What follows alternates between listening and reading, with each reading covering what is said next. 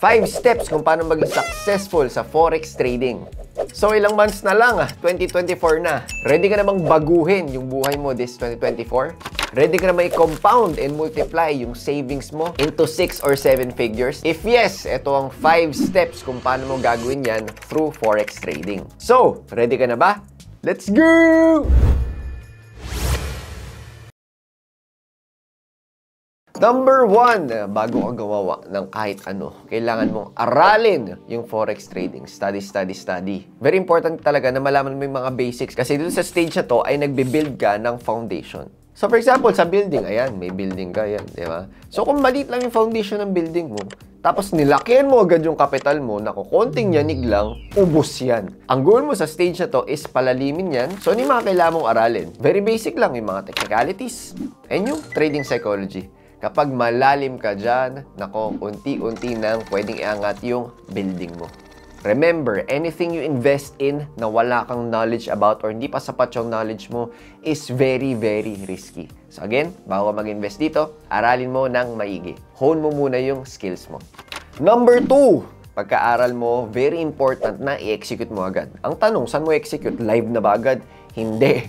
Execute mo muna sa demo account mo. So, paano magmuha ng demo account? So, if di mo pa alam yan, click mo lang tong video na to for step-by-step guide. Ang mindset mo sa demo account mo is parang totoong pera mo na siya. Okay, kung paano ka magtitrade sa live, kailangan ganun ka rin magtitrade sa demo. Ang worst thing na nangyari kasi sa akin nung nagsimula ako is sa demo account, syempre hindi ko masyadong ginagalingan, di ba? Buy sell lang ako. And then, ang malupit, nananalo ko. Most likely, tsamba lang talaga yun. Kasi wala naman ako sinusunod na trading plan. Di ko alam yung ginagawa ko. More on hula lang talaga. Hulalisis lang. Kaya pagdating ko sa live, ayun, pak, sunog. Yun ang ayaw natin mangyari sa'yo. So again, pagka-aral mo, make sure na i-try mo agad, execute mo agad sa demo account mo. Number 3, get a mentor. Very important na meron kang mentor. Pwedeng kaibigan mo na nagka-forex na medyo matagal na. Or someone na idol mo, na coach mo. Pwedeng international, pwedeng local. Very important na meron ka talagang sinusundan, meron kang napagtatanungan. Marami nagtatanong sa akin kung ano yung pinaka-shortcut talaga to success sa forex trading or kahit anong field. Para sa akin, wala talagang shortcut. Kung meron man, ito na yun, which is having a mentor. Isipin mo na lang, sabi nga nila, di ba, experience is the best teacher. Kaya lang problema, pwede, yes, pero it's not the kindest. Pwedeng masunugan ka muna ng maraming beses bago ka matuto. So, ang pinakamalupit talaga is experience of others is the best teacher. It will save you time, it will save you effort, it will save you money. And number 4, test and refine. Sa dami-dami ng time frame, sa dami-dami ng indicator, sa dami-dami ng pwede mong strategy sa forex trading, kailangan mo talagang i-testing lahat yon. And anong gagawin mo? Kapag hindi effective, tanggalin mo. Pag effective, i-keep mo. Pag nakukulangan ka, mag-aral ka ng bago, then i-try mo. Dito sa stage na to, always ka nagre-refine. Kasi iba-iba talaga ng strategy ang lahat ng tao. Like kung sinasabi, parang characteristic ng tao yan. Wala kang kapareho talaga na characteristic. Kahit na pareho kayo ng strategy, pareho kayo ng trading plan, magkaiba pa rin yung tingin nyo sa market kasi magkakaiba talaga tayo ng mata. So always i-test mo yung trading plan mo and then i-check mo kung nag-work ba yun sa'yo. If hindi, continue refining lang. So for example, nagsisimula ako, tinuro sa akin yung Fibonacci. So ang ganda nun, di ba? Pagka gano'n, ang ganda. Pag sinabing Fibonacci yung strategy mo, sobrang astig, di ba? Pero yun, yung tinry ko siya, parang mas okay pa rin sa akin and mas basic pa rin sa akin is madaling sundan para sa akin yung support and resistance. Not saying na hindi effective yung Fibonacci. Sobrang effective niya,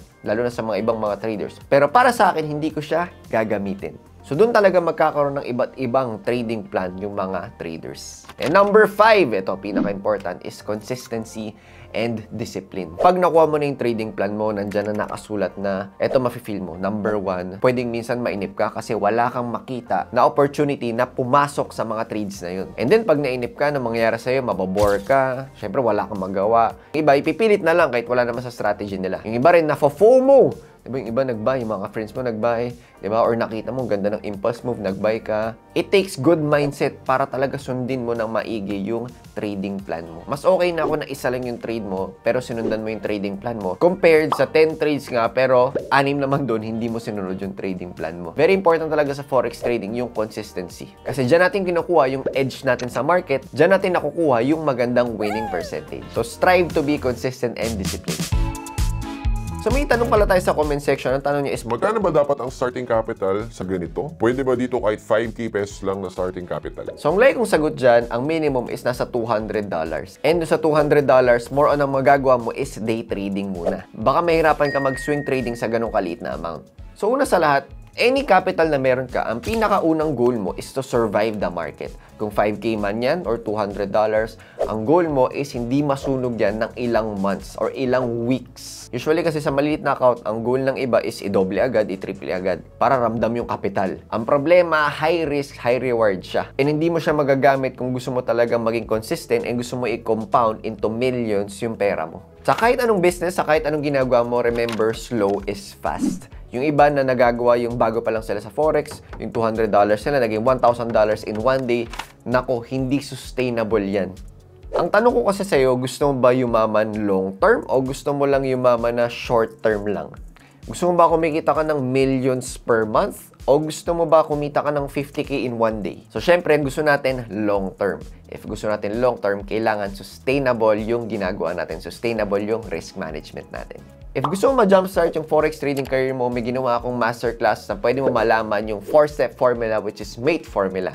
Gagawin mo lang is click mo lang yung link below and register sa masterclass na yun. Kita-kits tayo sa next video.